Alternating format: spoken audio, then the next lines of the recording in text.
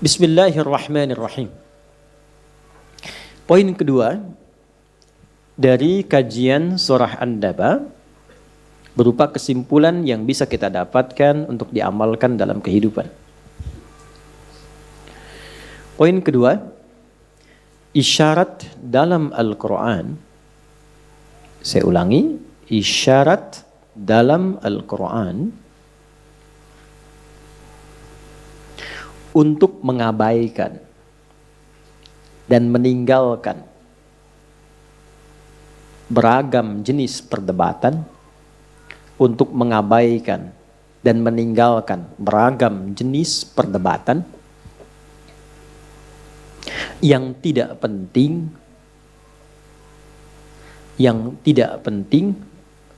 dan hampa argumen. Yang tidak penting dan hampa argumen. Sudah? Ini bagian keduanya. Karena ayat ini diturunkan untuk merespon orang-orang yang senang berdebat, tapi debatnya pepesan kosong. Gak ada isinya. Ya, cuma hanya untuk ngisi waktu dengan debat-debatan, akhirnya apa? Ujung-ujungnya konflik. Ya, saling memaki, saling mencela, dan seterusnya. Terputuslah silaturahim. Ya, karena itu kemudian ketika diperdebatkan tidak ada ilmunya, gak ada argumennya, turunlah kemudian di antara ayat-ayat yang mengiringi surah An-Naba ini untuk memberi penjelasan. Amma yatasa'alun. Apa sih yang kalian perdebatkan itu? Ya kan? Yang berdebatnya sama-sama gak tahu, itu yang tidak lucunya. Kalau sama-sama tahu, nanti babnya lain lagi. Ini sama-sama gak tahu, sama-sama rame. Ya? Baik. Anin naba'il azim alladzi hum fihi mukhtalifun. Nah, ini maksudnya alladzi hum fihi mukhtalifun, kok pada berselisih. Ya, ada yang saling mencela, bahkan ada yang saling berkelahi untuk memperdebatkan yang sama-sama enggak diketahui. Baik, ini dasar pertamanya. Baik, Bapak Ibu sekalian, kita sekarang turunkan detailnya. Jadi ngajinya begini. Kalau ada satu ayat di dalam Al-Qur'an, biasanya secara umum ayatnya tidak berdiri sendiri. Ayat itu akan selalu terkait dengan ayat pendahulu, ayat sebelumnya, dan ayat penerus, ayat setelahnya. Karena itu dalam ilmu tafsir dikenal rumus begini. 2S, kan? 2S, 1L. Ya, 1L. Saya bikin S-nya begini, sebetulnya ada jejak sejarahnya. Karena penemu angka ini angka Arab sebetulnya. Ya, yang begini ini, 1, 2, 3, ini angka Arab. Kalau yang sini, 1, 2, 3, ini angka Hindi sebetulnya. Nggak pakai O, Hindi. Ya. Nah ini Romawi, 1, 2 gitu ya. Ini Hindi. Makanya di komputer, kalau akses ke komputer itu, kita cek Hindi, keluarnya begini angkanya. Ini angka Arab. Karena yang menemukan Al-Khawarizmi. Sampai ujungnya 0 nanti. 9, 0. Nah ini ketika dibuat, ini berdasarkan siku. Karena beliau ahli matematika. Sudut, berdasar sudut. Jadi kalau 1, sudutnya cuma 1 begini. Tuh, ada sudutnya. 2 dibikin sudut begini. Tuh, sudutnya 1, 2. Demikian 3. 3 itu dulu begini. Tuh, 1, ya kan?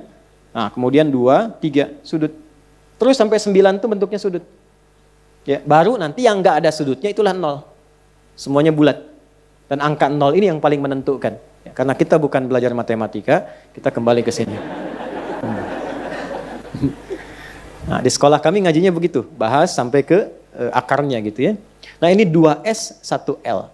S pertama disebut dengan siyaq namanya. Siyaq. Ya. S begini. Siyaq. Siyaq ini adalah ayat yang sedang dikaji.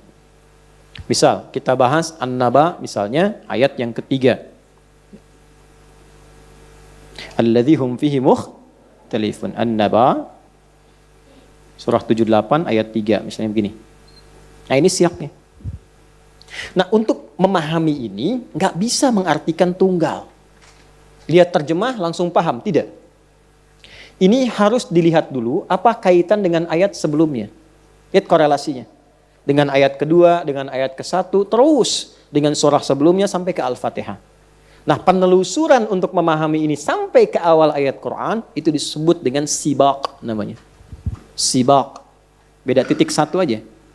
Sibaq. Ini. Makanya tidak mudah untuk memahami tafsir Quran. Karena itu mazhabnya kalau belum paham, melihatlah para ulama yang punya sanad dalam menafsirkan. Ya, karena tersambung. Ini tafsir aja kita tuh nyambung ke Nabi, Bu, Pak. Menafsirkan Quran itu nggak bisa sembarangan, nyambung ke Nabi sanadnya, diberikan petunjuk itu. Sampai nanti ada juga itu paket atau pakem pengetahuannya, sampai jadi pengetahuan, sampai jadi disiplin ilmu itu pendalaman. Kesimpulan ini karakternya, jadilah kemudian disiplin ilmu. Itu ketika ada disiplin ilmu itu ada aturannya. Begini cara memahaminya, ini pakemnya, jadi nggak bisa sembarangan. Ini menunjukkan kebenaran ajaran Islam dan kesungguhan serta ketelitian dalam memahaminya. Jadi kalau bukan yang Allah tetapkan, rekayasa manusia, itu bisa macam-macam. Orang bisa memahami apa saja. Makanya nggak bisa sembarangan. Nggak ada orang sembarangan bisa memahami ayat Quran. Versinya masing-masing nggak bisa. Kalau tidak, nanti semua orang bisa bicara. Semua punya versinya. Ya, ntar besok-besok ada yang sholat pakai bahasa Sunda. Ya kan? Ya, Allah anu agung, takbir tuh. Betawi Tuhan gua gede, kan? Versinya banyak. Gitu. Tapi untuk mengikat itu ada disiplin ilmunya. Ini menunjukkan kebenaran dalam Islam. Silahkan cek. Kalau mau yakin tentang kebenaran Islam, boleh dikomparasikan. Coba cek ibadah misalnya di keyakinan lain. Silahkan dilihat. Untuk meyakinkan. Dan saat yakin pun tidak mencela. Tidak mencela, tapi mendoakan. Diskusi, nanti ada babnya lagi. Nah, setelah ini dikaitkan dengan yang sebelumnya dilihat, maka dilihat juga dengan yang setelahnya. Apa kaitannya sampai ke An-Nas? Ya, sampai ke surat An-Nas, surah paling favorit bagi muslim di muka bumi. Nah, kaitan dengan setelahnya itu disebut lihaq namanya, lihaq. Ini, lihaq. Ini sibaq, ini lihaq, tengah-tengah siak. Karena ini S dan ini S, maka disebut 2S. Ini L, lam, 1L. Itu rumusnya, 2S, 1L.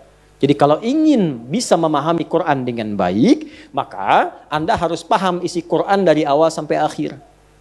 Kalau belum paham, lihat para penafsir, cari kitab yang tersambung riwayatnya sampai ke Nabi Sallallahu Alaihi Wasallam. Itulah sebabnya muncul kitab-kitab tafsir, dan kitab tafsir pun ada yang muktabar namanya. Muktabar itu yang sudah sesuai standar dengan disiplin ilmunya. Karena nggak boleh sembarangan orang menafsirkan. Jelas sampai sini?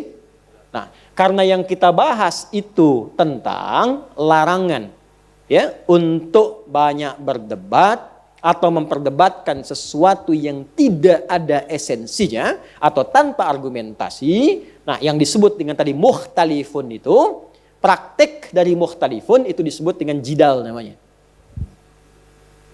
Ya, jidal.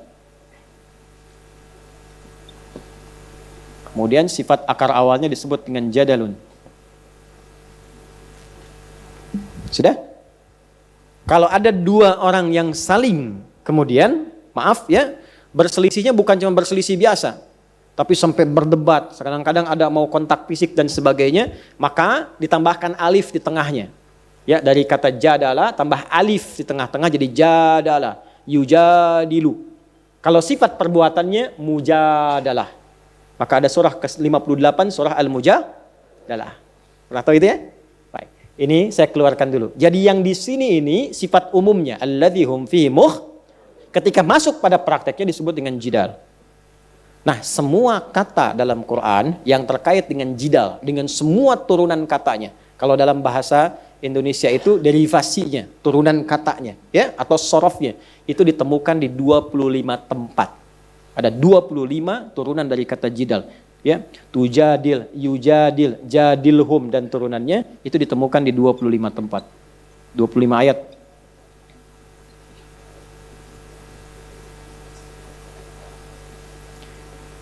Nah, dari 25 ayat ini akan terbagi lagi menjadi pedoman, menjadi adab, tuntunan kepada setiap muslim. Kalau dihadapkan pada perdebatan, seperti apa berdebat yang baik itu? Bagaimana menghindari yang tidak penting itu? Agar tidak terjadi seperti yang diisyaratkan dalam surah An-Naba. Maka dikeluarkanlah 25 ayat ini. Dibagilah ke dalam beberapa bagian. Itu yang akan kita bahas sekarang. Ya. Jadi kita dapatkan inti pokok di An-Naba, detilnya kita temukan di 25 tempat. Ya. Itu namanya tafsir Quran bil Quran. Quran bil Quran. Baik. 1. Jenis perdebatan yang terlarang. Nah, kita mulai pada yang terlarang dulu ya, karena di ayat ini kan kesannya itu menunjukkan kepada larangan. Alladzi hum fihi mukhtalifun. Baik. Sudah? Jenis perdebatan yang terlarang.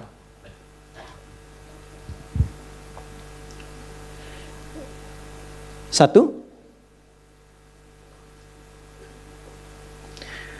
berselisih, berdebat untuk mendapatkan yang baik, tapi dengan cara yang salah. Nah, berselisih, berdebat untuk mendapatkan yang baik, tapi dengan cara yang salah. Awas, kalau sudah ada begini pasti terjadi.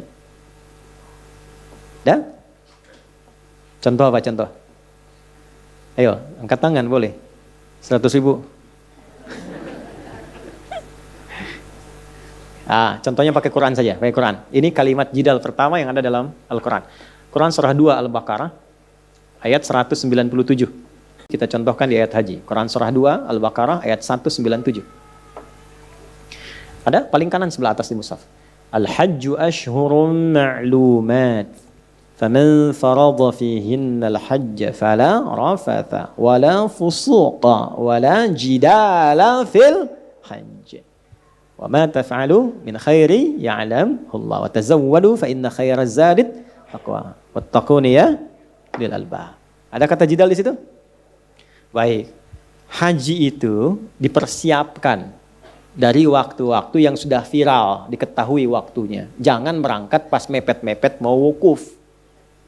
Nanti susah di jalan, wukuf nggak kebagian tenda. Ya, jadi dari dulu itu orang sudah paham, dari sejak bulan Syawal sudah siap-siap. Makanya ada kloter-kloter di kita pun sekarang. Nah, kalau sudah siap, faman farada fihinnal hajja, kalau sudah siap, ya, bahkan sudah tiba di sana, sudah persiapan, maka kondisikan hati sebelum puncak haji menjadi baik. Sikap yang baik, hati yang baik, sehingga nanti saat mulai puncak haji wukuf sudah baik. Jangan banyak belanja. Perbaiki diri. Mumpung sudah di sana, belum tentu terpanggil. Karena haji itu bukan perkara miskin atau cukup, kaya atau cukup. Bukan. Banyak kok yang kaya, yang gak berangkat. Padahal punya uang, mungkin saja dengan private jet bisa berangkat. Bisa ke tempat lain bisa pakai private jet, kenapa ke haji tidak? Ya kan? Belum tentu. Tapi bukan berarti ada potensi salah, tidak demikian. Mungkin ada sebab yang lain untuk menunjukkan ada panggilan di dalamnya. Dan keseriusan menjemput panggilan itu. Tapi poin saya bukan itu. Kalau sudah tiba di sana, maka kondisikan diri. Warming up dulu. Rajin ke masjid, perbaiki diri, banyak tilawah, banyak sholat. Supaya apa? Supaya gelombang-gelombang ketaatan yang ada dalam diri kita menyatu sepenuhnya. Begitu wukuf, sempurnalah keadaan spiritual kita. Jadi kalau doa itu khusyuk, istighfar itu enak, itu nggak mungkin bisa terjadi kalau nggak ada pendahuluan sebelumnya. Mustahil. Nah, kadang-kadang dalam pendahuluan itu orang pengen banyak berebut, masuklah ke Masjidil Haram. Tawaf kan? Nah, motivasi orang tawaf itu nggak semuanya tawaf biasa. Ada yang pengen cium Hajar Aswad. Mulailah terjadi jidal di sini. Coba lihat kan? Padahal kan nggak ada yang mogok. Kenapa dorong-dorongan? Ya kan? Menyungkurkan, menyingkirkan orang, pakai calo gitu kan? Dan macam-macam sebagainya. Untuk apa? Ingin sesuatu yang baik, tapi ditempuh dengan cara yang salah. Akhirnya ada yang mulai keinjak, keluarlah. Fala rafatha, jangan berkata kotor, keluar kotor. Rafas itu seakar dengan raus, kotoran hewan. Itu sindiran, kadang-kadang tanpa kontrol, ya, yang bagus keluarlah kata-kata hewani. Kok bisa kosakata kebun Ragunan, itu kebun betang Ragunan dibawa sampai ke Masjidil Haram? Kok injak, dasar kamu ABC dan sebagainya. Saya nggak punya kata-katanya itu. Yang paling unik tuh begini, yang injak orang Afrika, yang marah orang Sunda. Dia marah pakai bahasa Sunda, ini jawab pakai bahasa Afrika. Jadi antara yang marah dengan yang dimarahin sama-sama nggak ngerti. Ya, yang ini nggak paham itu tawauh, gitu kan? Jadi sama-sama nggak saling mengerti. Problem jadinya. Dan terjadilah jidal. Dan jangan jauh-jauh dibawa ke sana. Kadang-kadang antum pun menentukan tempat duduk itu begitu juga. Padahal sama-sama ingin mendapat yang baik kan. Saat pertama duduk ini kan. Saya sudah tandain itu. Kenapa Bapak ada di situ? Mana tandanya? Tuh tertulis nama saya tuh. Roni, kan? Mana? Tuh buka di balik karpet ternyata. Itulah sebabnya dalam masuk majelis ilmu pun ada adabnya.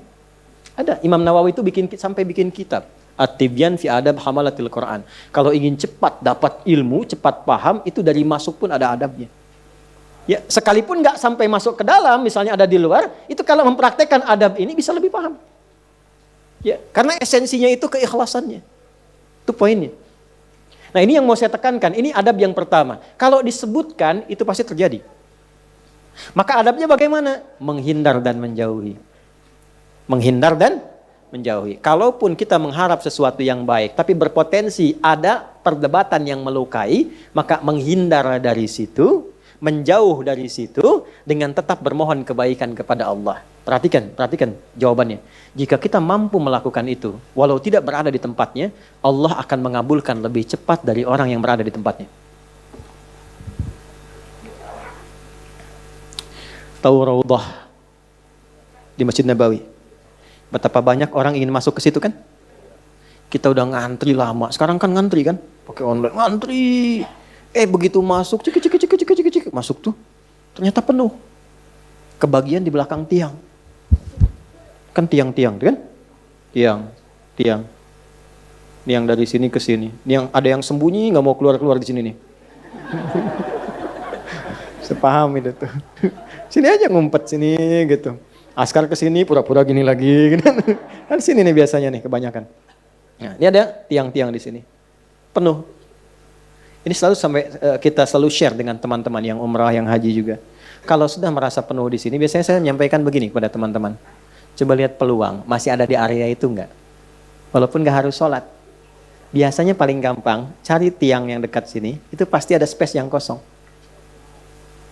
Ada. Berdiri aja sini, mohon minta. Ya, kan tidak dituntut sholat. Karena problemnya kebanyakan yang masuk ke situ pengen sholat.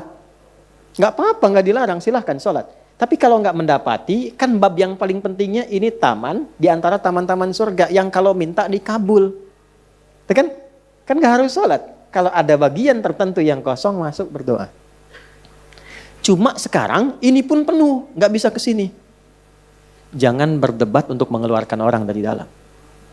Apalagi sampai udah tahu di sini penuh, masih melangkah. Ya, yang ini berdoa, yang ini sujud. Sholat nggak enak, minta nggak khusyuk. Ya, belum selesai minta datang askar. Ya kan? Sudah, haji. Saya bukan haji, saya Abdul.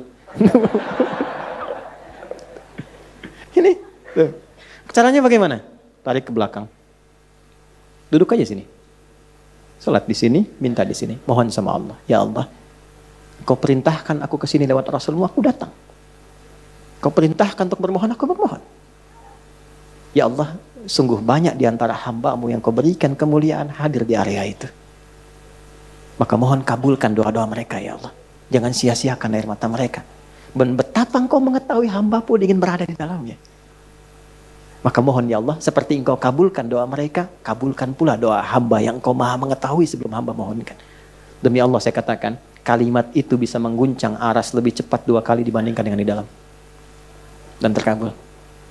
Saya berani mengatakan karena setiap kesempatan mendapati itu saya lakukan. Sama kasusnya dengan multazam. Teman-teman yang pernah umrah dengan saya pasti tahu. Kalau saya tawaf itu kan selalu saya dekatin kan. Sini, di sini. Kalau nggak dapat, sudah jangan. Ke belakang, tarik ke belakang. Biarkan yang di depan mendapatkan bagiannya, kita dari belakang memohon sejurus dengan ini. Dan ternyata terkabul. Gitu. Jadi kadang, bukan merelakan, tapi menempatkan sesuai dengan fikihnya. Karena Quran yang bicara, Quran yang minta. Jangan lakukan, jangan berdebat. Esensinya kan dikabulkan. Karena tujuan meminta itu untuk ketaatannya, bukan mengkultuskan tempatnya. Makanya Umar kan komennya demikian. Kalau bukan karena Rasul perintahkan, gak akan kucium batu ini. Gitu kan? Bukan itu poinnya, karena diperintahkan kita masuk. Nah perintahnya kalau begini jangan berdebat, mundur, minta, mohonkan. Intinya kan dikabulkan. Cuman problemnya orang kesana sekarang bukan mintanya, update statusnya. Ceklik berjuang mendekati Hajar Aswad.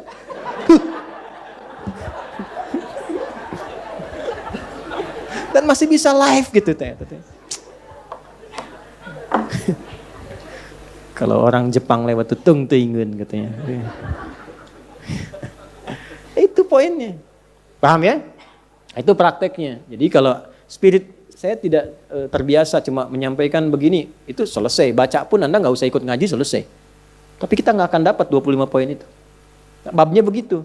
Ya, bukan hanya perdebatan-perdebatan biasa. Kalau ada yang diinginkan baik, tapi di situ ada ya perdebatan, perselisihan yang memungkinkan terjadi pertikaian, mengalah, mundur.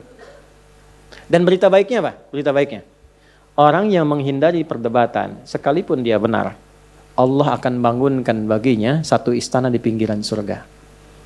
Itu kalimat Nabi, hadis selesai. Dan Anda nggak usah tanya, kenapa di pinggirannya Rasulullah? Yang penting dapat. Ya kan? Dapat, itu kan berita baik, artinya masuk kan ke situ. Iya kan? Ya masuk aja belum jelas gitu kan? Yang penting dapat. Dapat. Orang banyak nanya sekarang ini, subuh 2 rakaat masih ditanya. Kenapa subuh harus 2 rakaat? Itu aja ente terlambat, Joni. Ya kan? Balik sini, sudah paham ya? Nah, kalau sudah paham praktekkan. Ya, masuk majelis ilmu penuh, jangan maksa, nggak usah diterobos. Nggak usah. Agak geser, tenang, pelan-pelan. Nah, yang di dalam kalau merasa masih luas, kasih space. Itu dapat pahala dari Allah. Dinaikkan derajatnya. Tapi kalau sudah penuh jangan dipaksa. Samping, ya kan? Tapi Ustadz suaranya nggak jelas, kasih tahu panitia. Pelan-pelan. Alhamdulillah sekarang bisa direkam kan? Diulang, dilihat. Itu kalau kita bisa lakukan, mohon kebaikan, dapatnya bisa lebih banyak.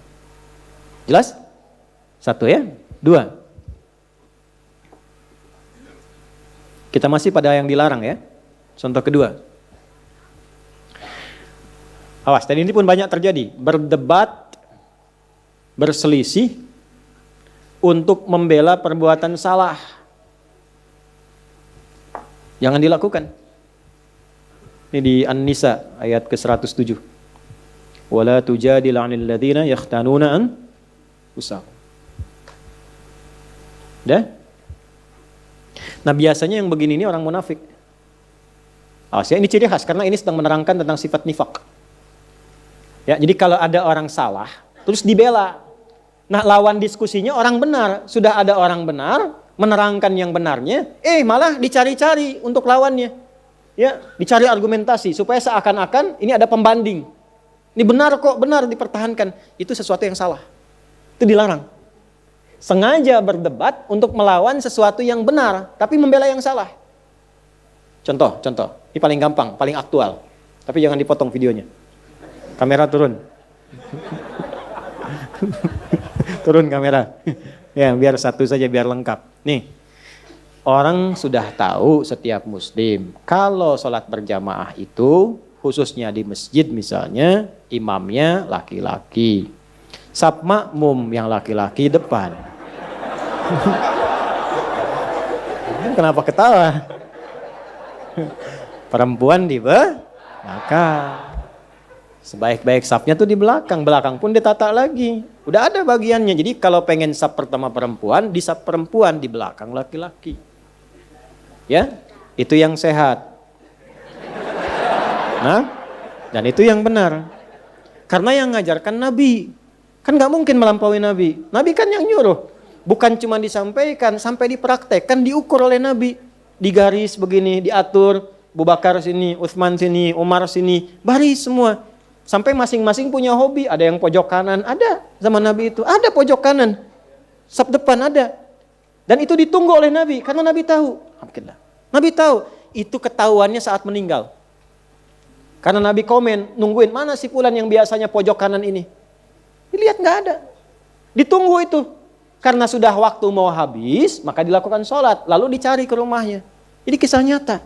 Jadi kalau kita sambil belajar sirah, enak dapatnya. Begitu dicari, jauh juga rumahnya nih. Betul, sahabat yang komen kan, Nabi biasa aja. Sahabat. Kan Nabi biasa aja, Nabi biasa. Nabi kan Masya Allah gitu kan, biasa. Kadang-kadang begitu gurunya biasa, muridnya yang komen kan. Nyampe ke rumah ketemu istrinya. Ya Rasulullah, ditunjukkan kan, istrinya datang keluar, ya Rasulullah si fulan meninggal, singkatnya demikian. Sehingga nggak bisa berangkat untuk berjamaah. Masya Allah. Sampai husnul khatimahnya. Nabi cuma nanya gini, ada nggak kejadian yang aneh atau unik sebelum dia meninggal? Tuh, namanya Nabi kan? Nggak ada ya Rasulullah, cuma dia berkata begini, ya Allah kenapa nggak lebih jauh lagi katanya. Apalagi, ya Allah kenapa bukan yang baru? Sahabat bingung. Nabi menerangkan, baiklah, tahukah engkau ketika dia mengatakan, ya Allah kenapa nggak lebih jauh lagi? Karena saat itu ditampakkan dalam sakaratul mautnya pahala dia yang berangkat ke masjid itu. Tampakkan. Makanya tenang. Nah, dampak dari situ dapat apa sampai surganya ditampakkan? Ditampakkan. Itulah panggilan yang membuat seseorang tenang saat sakaratul maut. Tenang, enak. Gitu. Ada yang sedang sholawat meninggal. Kemarin ke Rifki itu. Ada yang di Saudi sedang ceramah begini, menyebut la ilaha illallah, meninggal. Ada yang sedang sholat, tapi tenang, enak mereka itu. Kenapa? Karena ditampakkan kebaikannya dan sesuai kebiasaannya. Itu yang dimaksud Quran surah ke-89 ayat 27 sampai 30. Ya ayyatuhan nafsul mutmainnah. Kenapa mutmainnah? Irji'i ila rabbika radiyatan mardiyah. Kenapa radiyatan mardiyah? Fadkhuli fi wadkhuli jannati. Nah, jannati itu ditampakkan. Sehingga dampak dari kegiatan kita itu ditampakkan hasilnya. Senang kita. Dalam senang itulah diambil nyawanya. Sehingga itu yang dimaksudkan lembut, tak terasa, enak pulang. Pulang tuh enak sebetulnya. Yang gak enak pulang tuh yang gak punya bekal. Kan kalau mudik enak kan? Yang gak enak mudik tuh yang gak punya bekal. Harusnya pulang itu enak. Tenang, pulang. Maka ditampakkan. Dan dia berkata dalam sakaratul maut, ya Allah kenapa gak lebih jauh lagi? Karena dia yakin kalau makin jauh makin banyak pahalanya. Antum datang ke sini yang dikira yang dekat saja. Lihatlah kita yang jauh-jauh. Kalau ikhlas karena Allah itu dinilai teman-teman. Nanti waktu membuktikan, ada saatnya nanti Allah tampakkan apa yang kita ingin dapatkan itu. Ada saatnya. Gak sia-sia. Ya. Lalu di perjalanan satu waktu, ada seorang sedang kedinginan di musim dingin. Nah beliau ini memakai pakaian double. Yang baru yang di dalam, yang luar itu yang lama. Dibuka yang lama yang luarnya, dipakaikan ke situ. Maka ditampakkan bagian pahala kebaikannya. Maka keluar di lisannya, ya Allah kenapa yang gak baru saja ya? Menyesali dirinya, padahal menyesal dalam kebaikan. Kenapa yang enggak yang baru saja? Keluar itu. Maka itu tanda dari husnul khatimah. Ya. Tapi bab kita bukan di situ. Bab kita adalah Nabi tetap walaupun sedramatis apapun, sesedih apapun, safnya tetap yang depan laki-laki. Laki-laki semua. Nah perempuan di belakang. Sayyidah Aisyah ketika mulai ke masjid itu ngambil yang paling belakang itu. Ya, sehingga beliau pun melihat kami itu kalau udah selesai segera pulang lagi. Ya, untuk menjaga kehusyuan, menjaga kebaikan supaya tidak ikhtilat, bercampur dan pasti akan berpengaruh. Makanya di awal-awal waktu saat baru-baru masuk Islam, saat ada perintah sholat, itu perempuan dilarang ya mendekat kepada laki-laki yang sedang sholat, apalagi lewat depan. Bisa dianggap batal. Kenapa? Karena sedang melatih syahwat di awal-awal masuk Islam. Ya, saking dipisahkannya supaya baik. Dan jangan dikira kalau ke belakang itu menunjukkan status perempuan rendah. Tidak, jangan ngarang sendiri. Tidak, bukan itu maksudnya. Ayo rekam tuh. Jangan dipotong ya. Bukan. Justru ketika mematuhi Allah, tinggi statusnya. Jadi yang dilihat itu bukan safnya, kepatuhannya terhadap Allah dan Rasulnya. Begitu patuh, status naik. Nah patuh itu feedbacknya apa untuk kebaikannya. Supaya ini khusyuk, sana khusyuk, nilainya sama. Justru kalau ibu maju ke sini maksa, nilainya jadi salah. Yang tadi benar, jadi begitu maju safnya, ya bahkan bersandingan, nih laki-laki, nih perempuan, laki-laki, perempuan. Imam laki-laki, kadang perempuan, laki-laki, perempuan. Soalnya kan? Ganti-ganti, jadi nggak jelas. Akhirnya apa yang terjadi? Satu menyalahi aturan. Yang kedua menyalahi hikmah. Kalau sudah menyalahi aturan dan hikmah, pasti kontroversi. Kalau sudah kontroversi, pasti ada perdebatan. Kalau sudah ada perdebatan, tinggal dilihat masuk babnya mana. Nah biasanya kalau sudah salah, Allah kirim orang baik untuk meluruskan. Dengan cara yang baik. Ini berdasarkan ketentuan Nabi. Sepanjang kita Muslim, maka ini aturan bagi orang Islam. Safnya begini, ininya begini. Tiba-tiba nggak ada angin, nggak ada hujan, nggak ada petir. Datang lagi sosok lain membela misalnya. Ini demi kesetaraan. Ada bab lain. Bab dari mana, Johan?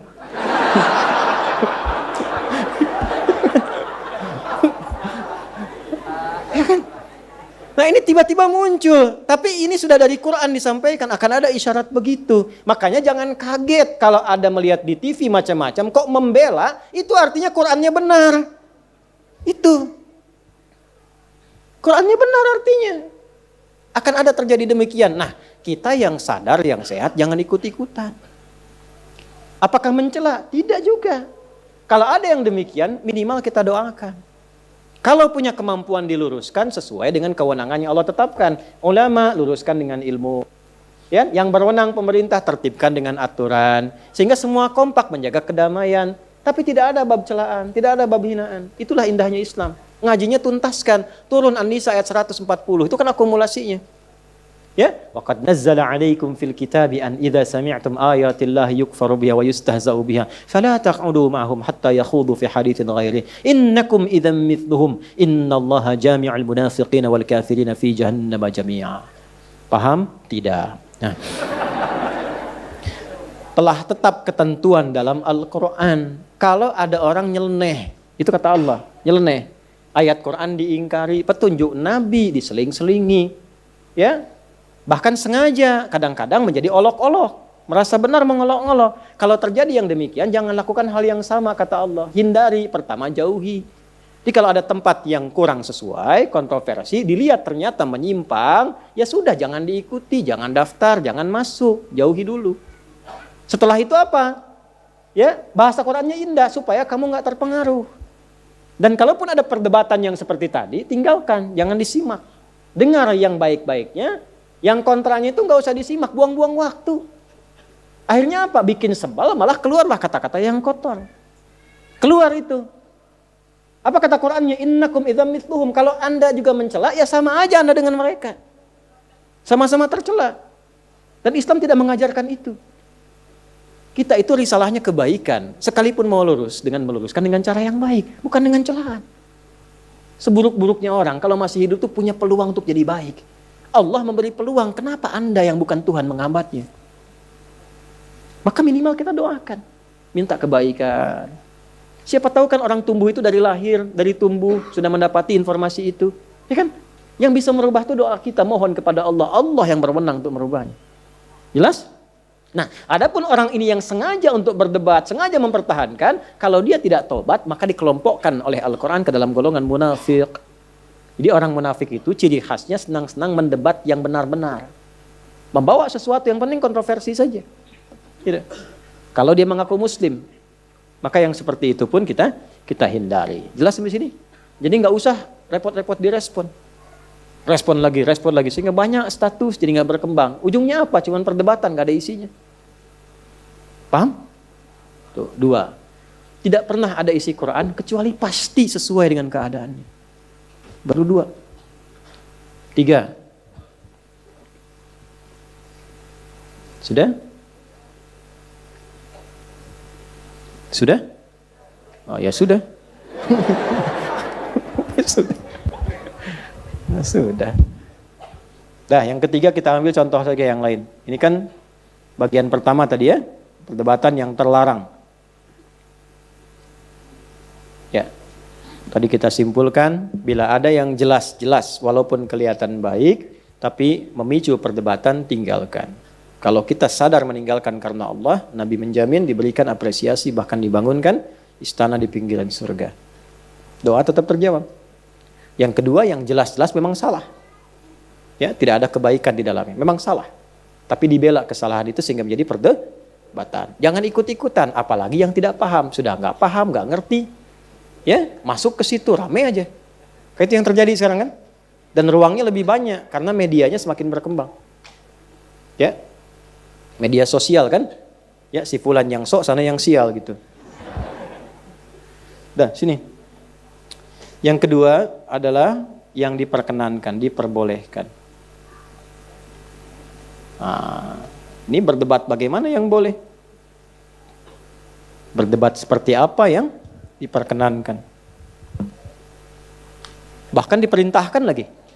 Diperintahkan di Al-Quran. Masya Allah. Yuk kita ambil ayatnya dulu, nanti kita detilkan lagi. Ngaji gini enak nih. Ya. Quran surah ke-16. An-Nahl. Ayat 125. 125. Dah? Ud'u ila sabili rabbika bil hikmah wal mau'izatil hasanah wajadilhum billati hiya ahsan. Dah di situ. Kembali. Ajaklah, dakwahilah, terangkanlah siapapun itu menuju jalan Rabbmu. Maksudnya menuju petunjuk Allah. Mau ngajarin orang gimana cara sholat yang benar, cara nyusun saf yang baik, ya kan? Bagaimana cara makan yang benar, cara belajar yang benar. Mau mengajari orang, ada 3 rumusnya. 1, bil hikmah. Hikmah. Hikmah itu paling singkatnya mengeluarkan ucapan dan tindakan yang sesuai dengan kadar objek. Sesuai dengan kadar objek. Misal, kan beda bicara ke orang tua dengan anak kecil. Ya kan? Anda ustadz, bagus. Tapi Anda ingin memberikan pencerahan kepada yang lebih tua, lebih sepuh, lebih dewasa. Jangan karena Anda ustadz kemudian tidak menghormati kedewasaan orang yang sedang mendengar. Maka disesuaikan. Sab mau disusun nih. Rapat. Terus. Kan di situ mungkin ada orang sepuh, ada bapak-bapak belakang ibu. Keluarkan kalimat yang sesuai. Ya, walaupun yang disampaikan itu benar. Rapat Pak, udah tua belum tahu juga nih. Nggak boleh. Masuk ya. Nah, baik ya. Atau sebaliknya nanti kasusnya berbeda. Apa kasusnya? Rapat, mau jawab aja sendiri. Terus yang paling menarik tuh begini. Yang ini rapat, ini ke sini. Rapat, sini kan? 1. Pak, mohon bisa dirapatkan. Udah jadi imam aja, nggak usah ngatur-ngatur. Saya ini udah di sini sebelum masjidnya berdiri. Ayo, mulai kan ya? Nah, gimana cara argumentasi yang baik sehingga tidak menyinggung? Wajadilhum billati hiya ahsan. Kalaupun ada ruang diskusi untuk menampilkan kebenaran, ini poinnya. Jadi motivasinya itu untuk menyampaikan kebenaran. Motivasinya menyampaikan informasi yang benar. Di dalam dunia pengajaran boleh berdiskusi.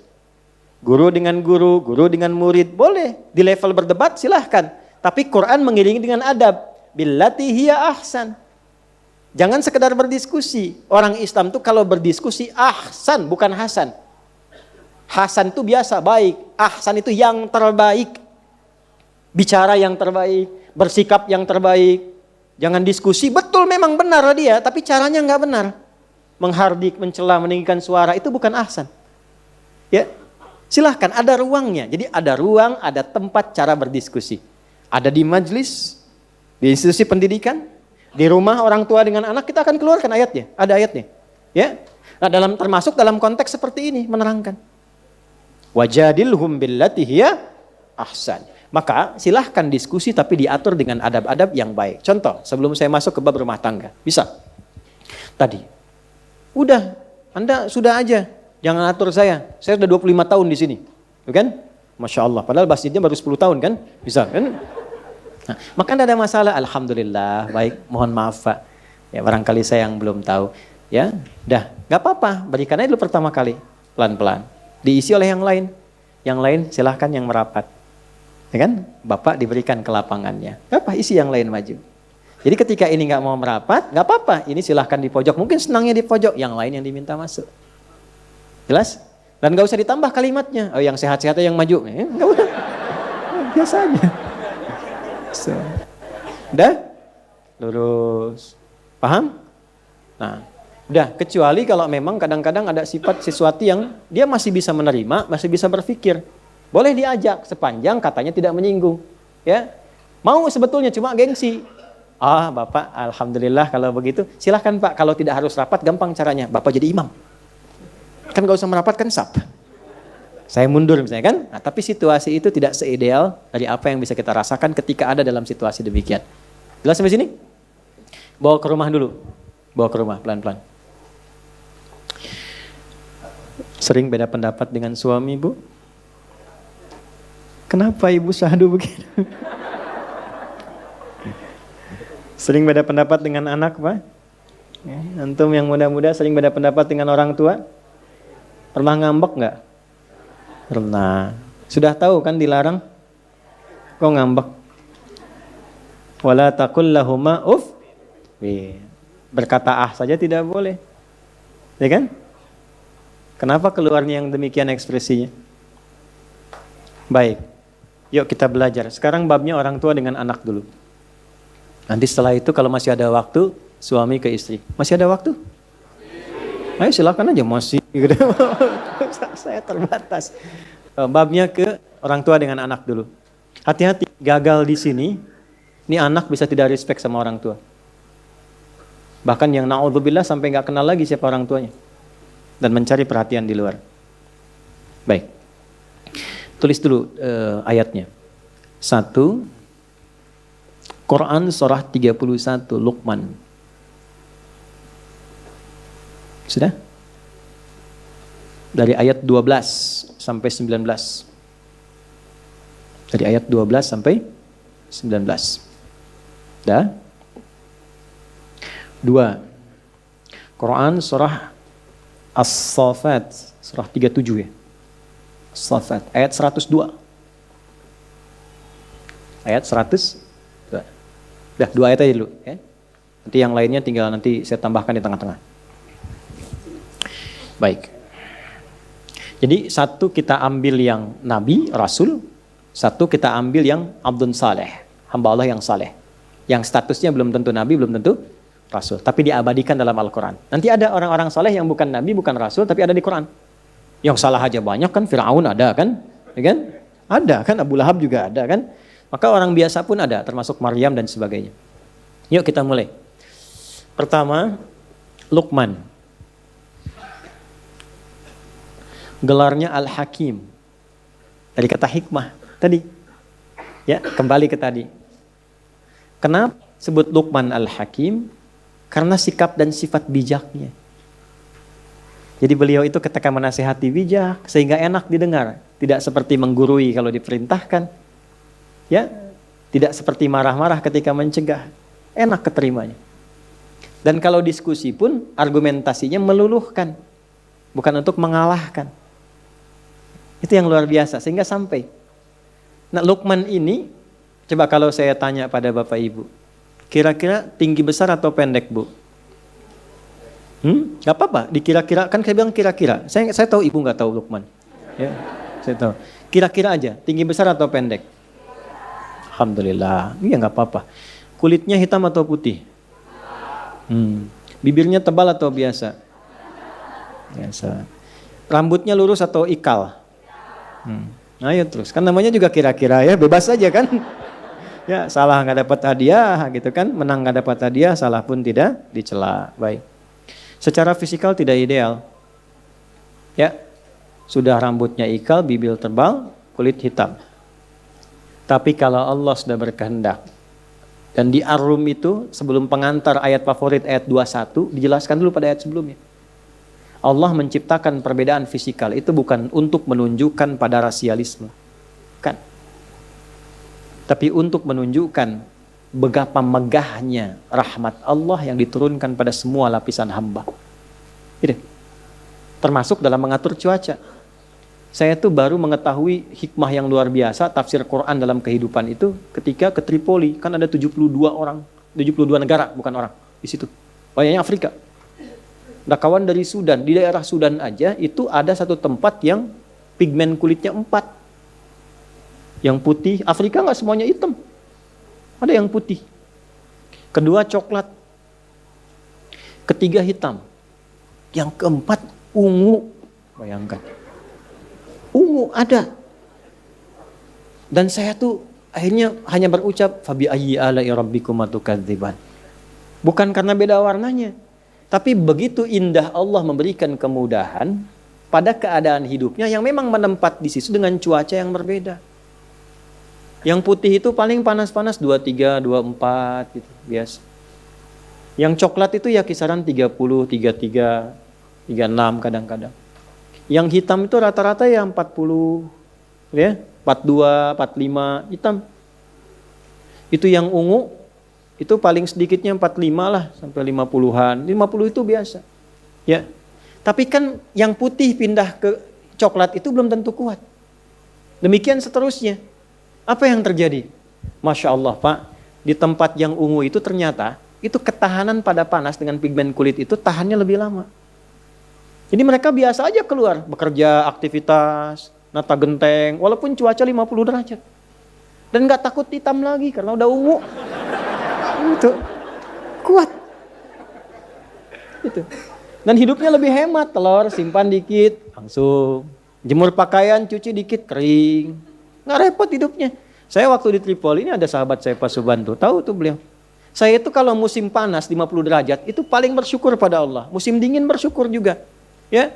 Karena kalau nyuci baju, cek keluar jemur, nyuci yang ini baru jemur, ini udah kering. Alhamdulillah ya Allah, gitu. Alhamdulillah. Ini kan kalau melihat nikmat kan begitu aja. Jadi nggak sibuk dengan keluhan, mengeluhkan capek. Ya kan? Itu. Jadi ada banyak hal yang kadang-kadang nikmatnya itu lebih ketika kita bisa mendapatkan hikmahnya. Nah, Luqman Al-Hakim itu dimuliakan oleh Allah supaya kita bisa menyadari dan mensyukuri apapun yang Allah berikan pada kita. Bahasa simpelnya gini, kalau ngaji Qur'annya kita insya Allah agak dalam, di setiap penciptaan yang Allah tetapkan pada diri kita, ada keistimewaan yang melekat yang berbeda dengan selainnya. Yakinlah pada diri kita, kita ini istimewa. Tinggal kita harus mengeluarkan apa yang Allah kehendaki melalui diri kita ini. Pasti beda dengan yang lain. Setiap kita itu ada keunikan. Nggak percaya silahkan.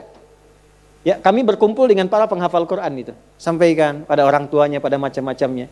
Ya, mulanya ada orang tua yang melihat, kok anak saya kok bisa lumpuh otak, anak saya begini. Tapi ternyata ketika diberikan Quran, Allahu Akbar, kecepatan dia menangkap Quran lebih cepat dibandingkan dengan orang yang bahkan divonis otaknya normal. Jadi kalau disebutkan Quran, cepat sekali. Kalau ditanya, lambat menjawab. Tapi Quran cepat, Quran cepat, Quran cepat.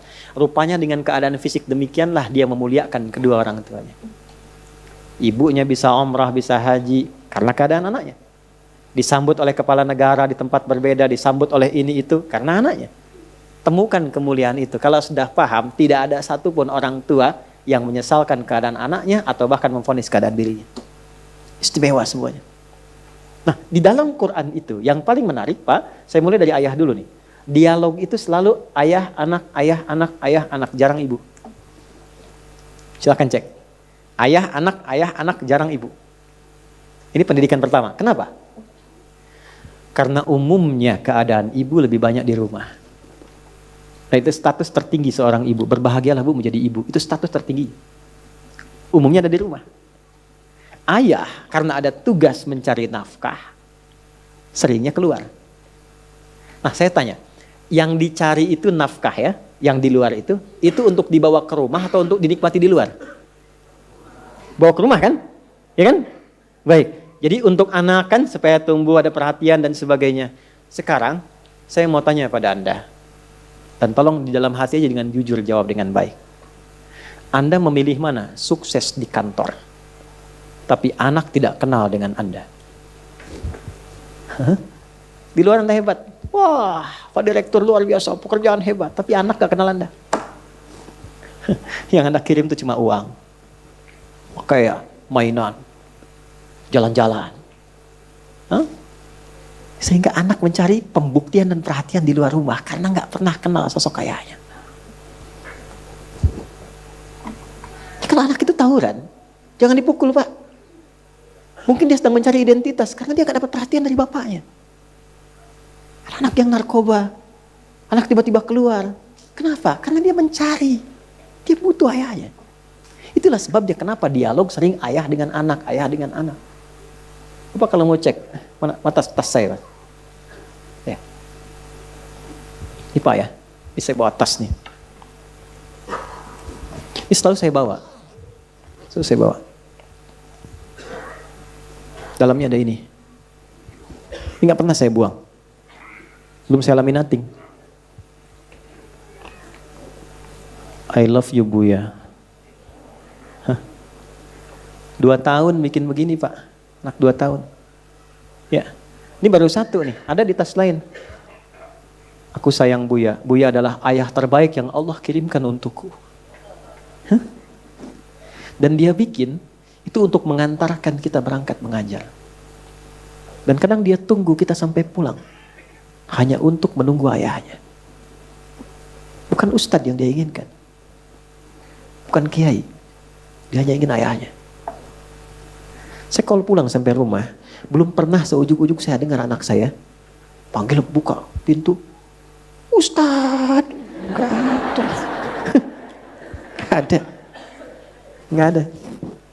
Buya. Barusan dari Al-Azhar, cuma ngedrop kakaknya ikut tadi ke Al-Azhar. Saya ganti baju, dia telepon. Ahmad telepon. Buya di mana? Dia absen. Buya di mana? Nah, Buya mengajar dulu ya ke Tanah Kusir. Oh ya, kakak di mana? Ada. Hati-hati ya Buya. Nanti pulang ditunggu. Cuman pengen ayahnya. Kok bisa? Antum katanya nyari harta buat ke rumah, tapi pulang ke rumah kok yang di rumah dimarahi? Masalah antum di kantor. Antum tuh jadi manajer tuh di kantor, direktur tuh di kantor, bukan di rumah. Kok bisa pulang ke rumah, anak sudah nunggu-nunggu, sudah bikin karya macam-macam ke rumah. Ayah, diam kamu. Gak tahu ya ayah capek? Gak tahu. Sedih, karyanya disimpan lagi. Ya? Makanya kenapa banyak dialog di situ dengan ayah, untuk memberikan kesan keseimbangan dalam rumah tangga. Bu, kalau ayah sedang keluar, ibu ceritakan kebaikan ayah untuk anak. Supaya anak tahu ayahnya. Abi itu Masya Allah, itu untuk kakak nanti. Supaya punya mainan baru, pakaian yang bagus, bisa sekolah, kita bisa sholat jamaah. Makanya Abi sedang mendekat kepada Allah. Gitu.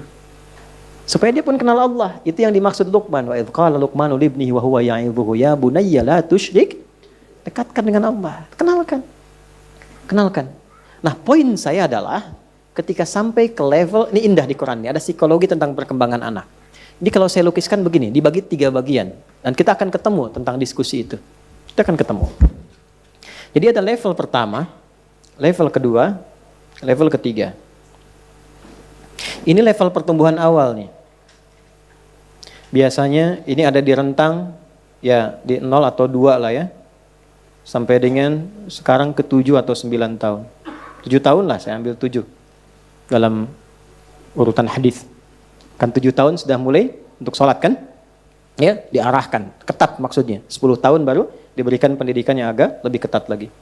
Ini kalau kita temukan di Quran, di level-level ini, itu seringkali pendekatannya menggunakan bunayya.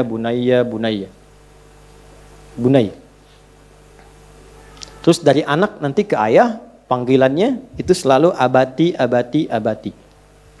Ya. Dah, singkat dulu. Bunai itu panggilan sayang. Tidak harus merubah panggilan jadi bunai.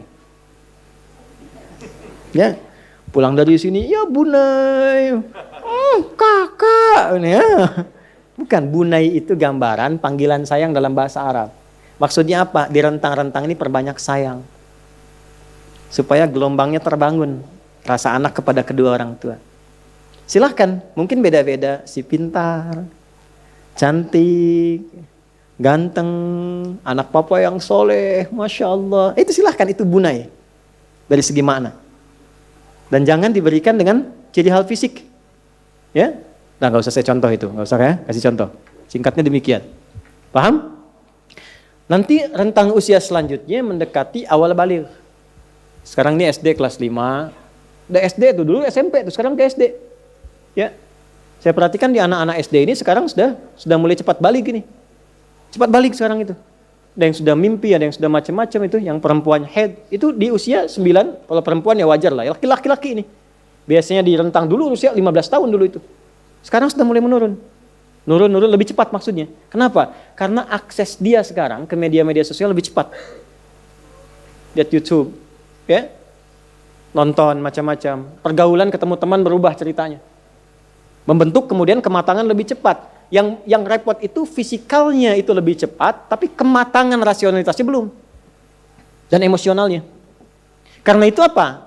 Quran sudah lebih memahami, karena kan Allah yang mencipta kita. Karena itu tetap di fase itu sayangnya ada, tapi dikurangi, tambahkan dengan perintah, dikombinasikan. Jadi kalau sudah level yang ke sini, ya 7 sampai ke puncak kematangan balik. Ya misal dia di 16, 17 itu kan. Nah ini bunai ini sayang masih ada, tapi dikombinasikan dengan perintah. Sudah? Supaya apa? Mengurangi sifat manjanya dan membentuk kemandirian awal. Kalau usia begini terus sayang, gak pernah ada perintah, nanti gak akan mau diperintahkan kecuali dinegosiasikan dengan keinginan. Manja nanti. Ya, mulai diatur. Buang sampah, antarkan teh, mulai nyapu sebagian-sebagian. Ya? Jelas? Ini plannya, pelan-pelan ya. Nanti kita turunkan ayatnya. Kita turunkan. Nanti kita lihat feedbacknya bagaimana dari anak kepada orang tua. Yang terakhir, ini dia. Ketika muncul pada fase kematangan. SMA biasanya. Ya. Yang di sini, perintah itu bukan diterima lagi.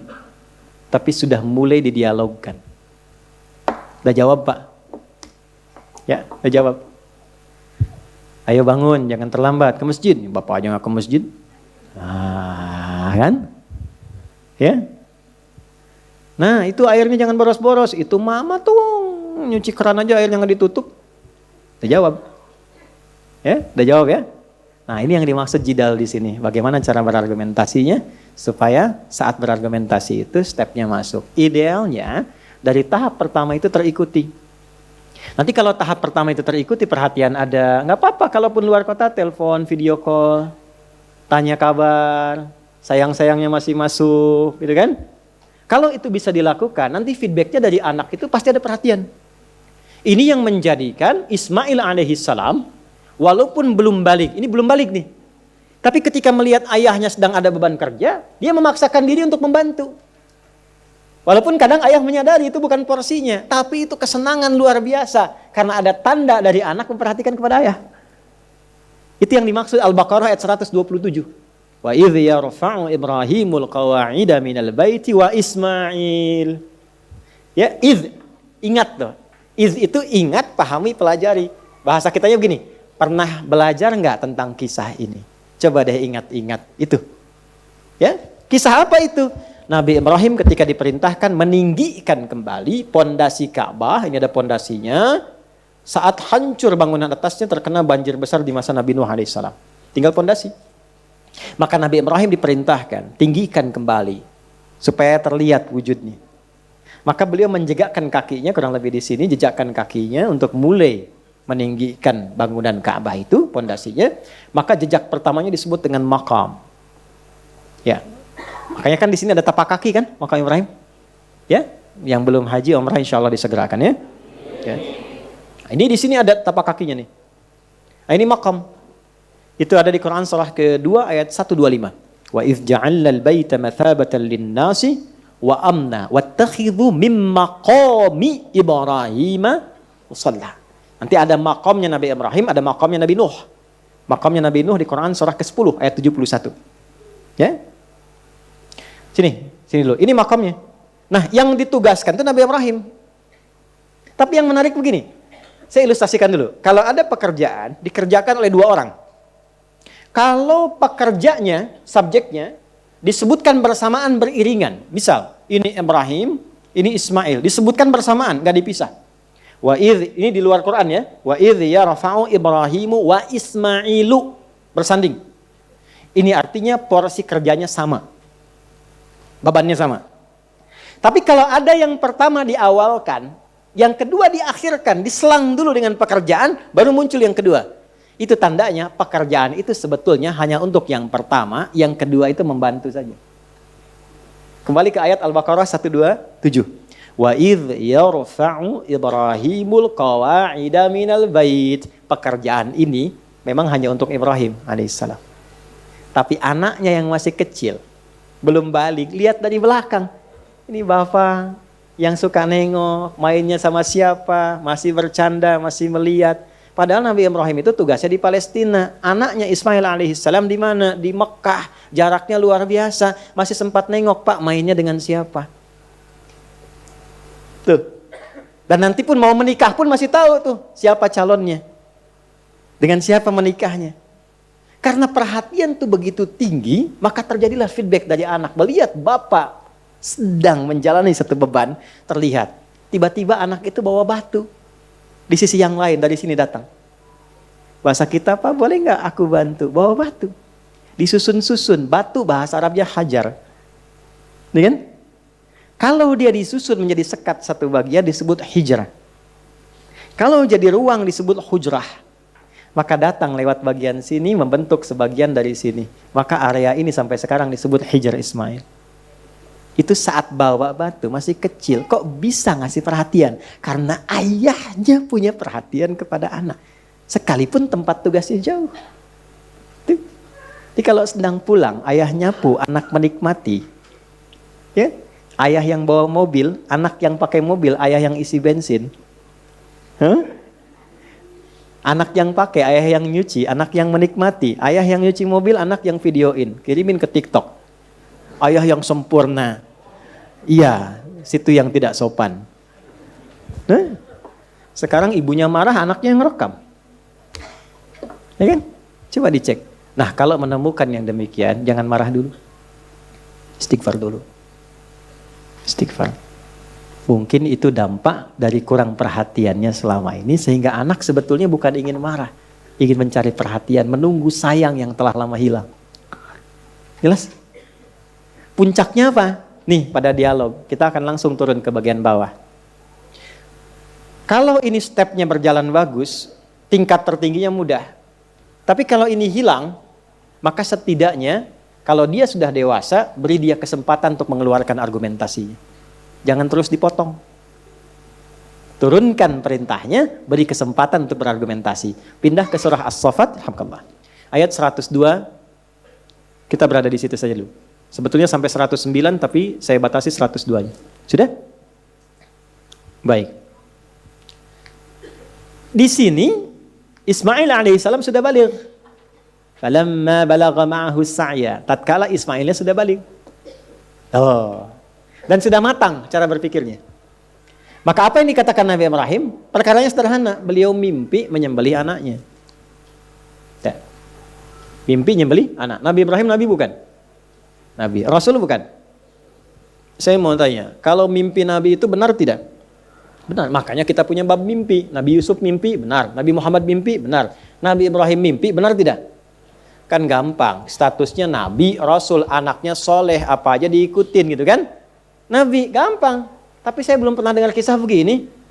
Ibrahim keluar pagi-pagi, Ismail. Ya, sini. Kenapa? Siap-siap. Mana? Sembelih. Gak ada. Tenang aja, lancar nih. Tenang, ayo cepat siap-siap. Gak ada begitu. Yang ada apa? Turun, duduk berdua. Ya bunayya, sayangnya masih muncul. Nah, demi sayang papa kenanda. Ibu, begitu. Ya bunayya, demi sayang papa kenanda. Inni ara fil manami anni adbahuka fanzur madza tara. Papa itu memang dapat tugas, tapi semalam mimpi menyembelih Ananda. Gimana pendapat Ananda? Pendapatnya bagaimana? Diminta pendapat. Biasanya kan anak ke orang tua kan? Tapi nanti ada masanya, anak itu senang diminta pendapat oleh bapaknya. Walaupun kadang-kadang itu nggak penting. Ya, nah kita mau ada acara gini, menurut kakak bagaimana? Menurut adik bagaimana? Itu top itu. Senang biasanya, keluarlah pendapat itu. Diskusi akhirnya. Maka apa kata anaknya? Ketika anak dihargai dengan pola diskusi demikian, maka keluarlah kepatuhan. Bapak manggil bunai, anak manggil abati. Ada abi, ada buya, ada abati. Abi panggilan hormat, buya panggilan sayang. Abati gabungan buya dan abi, hormat dan sayang. Ya, saya anak-anak masih kecil panggil buya untuk mendekatkan sayang. Sayang. Abi itu hormat. Abati itu hormat dan sayang. Ibu, ummi, hormat. Umay, panggilan sayang. Amati, hormat dan sayang. Tapi nggak harus diganti ya Bu ya. Nak, mulai hari ini panggil mamah amati. Hah? Kan belum mati. Sal ya. Udah. Itu lihat di Quran. Panggilannya apa? Bukan abi, bukan buya. Ya abatif'al. Ya abati. Jadi begitu ayah mengatakan demi sayang ayah kepada Nanda. Ya? Jawabannya apa? Pah, demi hormat dan sayang Nanda kepada papa. Lebih tinggi baliknya. If'al. If'al itu kerjakan sekarang, jangan tunda. Kerjakan sekarang, Pak. Jangan tunda. Papa kan Nabi, Rasul. Pasti benar itu. Kerjakan sekarang. Satajiruni insyaallah minas sabirin. Insyaallah dengan kehendak Allah, Nanda sabar. Jalani sekarang. Jangan tunda. Itu cerita sampai di situ kan yang kita dengar ya. Quran menyampaikan. Lihat detailnya. Itu ada kitab namanya bagus tuh. Ustaz Umar Ahmad Maraja itu punya kitab. Akhlak lil Banin. Petunjuk akhlak untuk laki-laki dan perempuan. Bapak Ibu kalau punya waktu itu dapat akses ke situ bagus sekali. Ya. Apa yang terjadi? Itu Ismail alaihissalam disiapkan tali, nanti jadi sunnah kurban setelah itu. Tali diikat, pisau, siap, berangkat. Begitu mau berangkat, sudah siap diikat, Ismailnya mengatakan, Pak, sebelum diikat kurang lebih lah bahasa kitanya, tolong aku ingin melipat dulu baju luarku, dibuka dulu. Kemudian dilipatkan dengan baik, mohon diberikan untuk ibunda tercinta dari satu-satu putra yang sangat menyayanginya. Sayyidah Hajar. Jadi mau dikorbankan pun masih melipat tanda untuk ibunya. 2, begitu diikat. Pak, tolong kencangkan ikatannya ini. Sehingga tidak memberi ruang kepadaku untuk merontak dan bergerak. Dan membuat ayah iba dan tidak jadi melaksanakan petunjuk Allah dan perintahnya. 3, Pak, tolong tajamkan pisaunya, setajam-tajamnya. Sehingga mempercepat penyembelihanku dan mengurangi rasa sakit yang mungkin aku rasakan. Itu. Anak ke ayah. Dan pada akhirnya menjadi sunnah kurban sampai sekarang. Diikat yang bagus, menjatuhkan tanpa menyakiti, menyembelih dengan menajamkan pisaunya. Jadi sunnah semua. Dan sunnahnya itu disebutnya kurban dalam rangka bertakarub kepada Allah. Dan ketika anak dan ayah mendekat kepada Allah dengan bersamaan, yang lahir apa? Anugerah Allah yang begitu berlimpah. Diganti dengan kiwash, tapi pada akhirnya apa yang terjadi? Yang dahsyat itu adalah dikirimkan kebahagiaan, dikirimkan kekompakan, dikirimkan kebaikan. Semua keturunan yang lahir yang baik-baik. Dan puncaknya lahirlah Nabi Muhammad SAW. Bin Abdullah, bin Abdul Muttalib, bin Hashim, bin Abdul Manaf, bin Qusay, bin Murrah, bin Kilab, bin Ka'ab, bin Ghalib, bin Fihr, bin Malik, bin Nadar, bin Kinana, bin Khuzaimah, bin Mudrika, bin Ilyas, bin Nizar, bin Mudar, bin Ma'ad, bin Adnan, bin Addi, bin Adri, bin Muqawwam, bin Nahur, bin Tarikh, bin Ya'rub, bin Yasjub, bin Nabit, bin Ismail alaihissalam. Ayah dan anak yang kompak menaati Allah, maka Allah akan anugerahkan keturunan dari generasi berapapun yang lebih baik daripada bapa dan anaknya. Gitu. Jadi kompak dengan orang tua itu jangan malu, walaupun antum sudah dewasa. Taati Allah bersama-sama, ke masjid bareng-bareng, murojaah bareng-bareng, saling mendoakan. Itu nanti anak antum ke depan dirawat oleh Allah, dijaga, dan akan lahir seorang sosok yang lebih baik daripada antum dan bapak antum. Itu sudah hikmah. Coba lihat. Ya, Imran nikah dengan Hannah, lahir siapa? Maryam. Maryam itu lebih baik daripada ibu dan bapaknya. Tapi Maryam melahirkan siapa? Isa. Isa lebih baik daripada ibu dan bapak dan ibunya lagi ke atas. Kakek dan neneknya. Selalu begitu. Jadi anak dan cucu ke depan itu, ya itu harus lebih bagus, lebih pintar. Karena tantangannya di masa depan beda dengan sekarang. Tapi kapan itu terjadi? Ketika ada diskusi yang sehat. Jadi silahkan diskusi. Di rumah tangga diskusi. Ya. Di kantor bisa diskusi, tapi ada caranya. Nah itu diatur. Yang paling indah itu bagaimana hubungan suami dan istri bisa dibawa ke ranah diskusi yang sehat dan mendekatkan diri kepada Allah. Itu nanti materi berikutnya. Karena waktu kita sudah selesai. Jam 10. Baik Bapak Ibu sekalian, terima kasih ya membersamai di hari ini. Tak terasa waktunya sudah habis di poin yang kedua. Lain waktu kita bertemu lagi insya Allah. Pesan saya untuk kita semua saling mendoakan. Saya itu suka ingat begini. Allahu Akbar. Ada riwayat tersambung ke Imam Hasan Al-Basri. Satu kali beliau menangis. Kenapa? Karena beliau takut sering ngajar, justru murid-muridnya yang berhasil, beliaunya nggak lolos. Godaannya besar. Karena itu saya mohon kita saling mendoakan. Bapak Ibu tolong dulu doakan saya, sebut nama saya dalam sujud, supaya Allah yang pertama jaga keikhlasan dalam berdakwah. Karena tidak mudah. Kedua, saya nggak minta banyak, minta diampuni dosa-dosa. Ya, dengan keluarga, saya pun sama, saling mendoakan dalam kebaikan. Yang kedua, dapat sekecil apapun, usahakan langsung diamalkan. Pulang dari sini beramal dengan keluarga, ya, yang baik-baik, supaya saat pulang pun dalam keadaan yang baik. Yang ketiga, bikin rencana yang jelas, apa yang mau dilakukan. Kalau kerja, kerja yang jelas. Belajar yang jelas. Dan niatkan sebagai ibadah pada Allah Subhanahu wa ta'ala. Bikin rencana. Besok nanti mau berapa lembar Quran dibaca? Di mana jamaahnya? Malam nanti tahajud mau berapa rakaat? Jam berapa bangun? Bikin rencana supaya terukur. Ya. Allahumma taqabbal minna innaka antas sami'ul alim wa tub 'alaina innaka antat tawwabur rahim. Rabbana atina fid dunya hasanah wa fil akhirati hasanah wa qina adzabannar. Allahumma faqihna fid din wa 'allimna ta'wil waj'alna ya Allah min ibadikas salihin. Wa sallallahu ala nabiyyina Muhammad wa ala alihi wa sahbihi ajma'in. Wa akhiru da'wana subhanakallahumma wa bihamdika nashhadu an la ilaha illa anta nastaghfiruka wa natubu ilaik.